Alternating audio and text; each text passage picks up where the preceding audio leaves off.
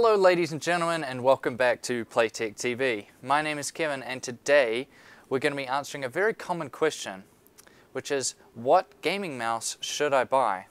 So we have a variety of gaming mice here, and we're going to be answering key questions such as, what grip type you have, or what mouse will suit certain grip types, what games you play, DPI or CPI levels, and everything that will help guide you into buying the gaming mouse that will suit your needs the most. So let's get into it. The first question you need to ask yourself when shopping for a gaming mouse is, what games do you usually play, by genre basically? So if you're mainly playing first-person shooter games, then you would look more towards one of these two I have in front of me here. This one is the Logitech G502 Proteus Core. Now, if you've ever watched my personal channel, you'll know that I've said this time and time again as the best value for money gaming mouse you can possibly get. It is very cheap for what you get, and incredibly good gaming mouse. Now, the other one here is the Corsair M65. This is the RGB model, which is also an excellent gaming mouse. Now, both of these, and FPS gaming mouses in general, gaming mice, have more of a focus on very good sensors, so you're very precise, usually quite high DPI as well, and the addition of a snipe button, which when pressed lowers the DPI right down, so when you're zooming in with a scope on a sniper rifle in the game, then you can lower the DPI so it doesn't move around too much and you can make more accurate shots. That's why these guys exist. Now, if you play more RTS games or MMOs, then you'll probably head more towards one of these two guys down here, the Razer Naga and the Mad Catz MMO. Because the focus there is to have more programmable buttons more than anything else, such as the Naga with its little number pad on the side of it. So having a large amount of programmable buttons is more key than, say, something like a snipe button, where FPS mouses don't usually have as many programmable buttons. Now, if you play games like a MOBA style game like League of Legends or Dota 2, then it can be a bit more difficult. Some people will say you're better off with these MMO style mouses for games like that, as you can use a lot of the programmable buttons to do things like use items or use abilities and stuff like that much quicker. Personally though, I favor more FPS style mouses for playing MOBAs.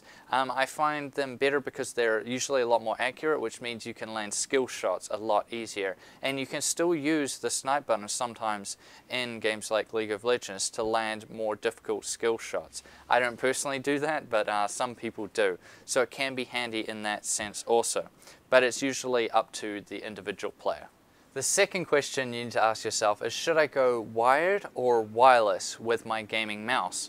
This is a very sophisticated, complicated answer, but I'll shorten it down for you guys to make it really easy.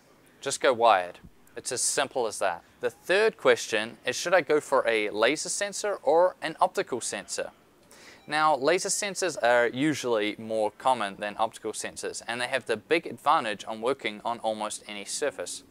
However, laser mice tend to have a higher lift-off distance, which means that when you lift the mouse up to reposition it, often they will still be tracking and it'll pull your cursor across the screen, or if you're playing an FPS game, it'll move your whole screen across, which isn't good. And they can be a bit more inconsistent in their feedback than optical sensors. With the introduction of 3G infrared sensors, that has reduced that problem somewhat. But most gamers and most professional gamers will agree that an optical sensor is superior when combined with a high quality mousepad. The fourth question is it DPI or CPI, and what does it matter? So DPI stands for dots per inch, and it's exactly the same as CPI, which is counts per inch. Now, CPI is the more preferred term, although DPI is the more widely known term. Now, having a higher DPI gaming mouse means that there is less physical distance needed to move the mouse to get the same level of cursor movement on the screen. One of the biggest benefits of a high DPI sensor is the ability to then have a wider range of settings, giving you more customization when it comes to getting your mouse sensitivity just right. Getting these adjustments right is more necessary for FPS gamers in particular, but it's still important for everybody. And it's not just for gamers.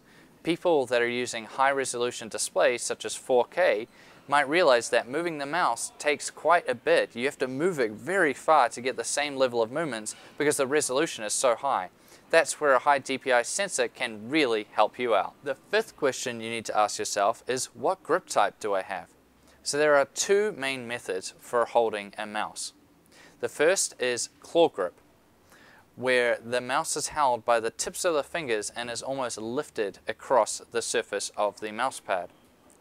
The second is palm grip, where the palm of the hand rests on top of the mouse and pushes it along the mouse pad.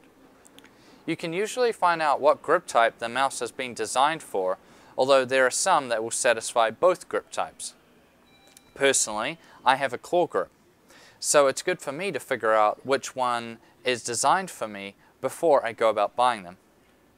It also should go without saying that if you are a left-handed mouse user, that you check that the mouse comes in a left-hand model or is ambidextrous, as there are a lot of gaming mice out there which are designed specifically for right-hand users only. Although it has been good that we have seen a recent rise in the amount of ambidextrous gaming mice available. The final question you need to ask yourself is, what are my personal preferences? So we all have different aesthetic tastes. Some will want a gaming mouse that lights up with lots of colors, such as the M65 RGB from Corsair.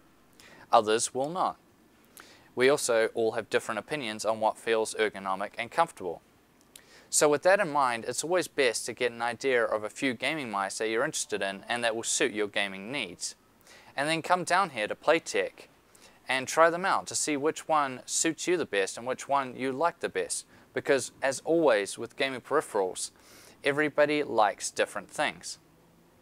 Now I hope you guys enjoyed this video. Leave a like if you liked it. Please subscribe to Playtech TV, and in the comments below let us know what gaming mouse you currently use or which one you might be wanting to buy in the near future. I thank you guys for watching, and as always, I'll see you guys next time.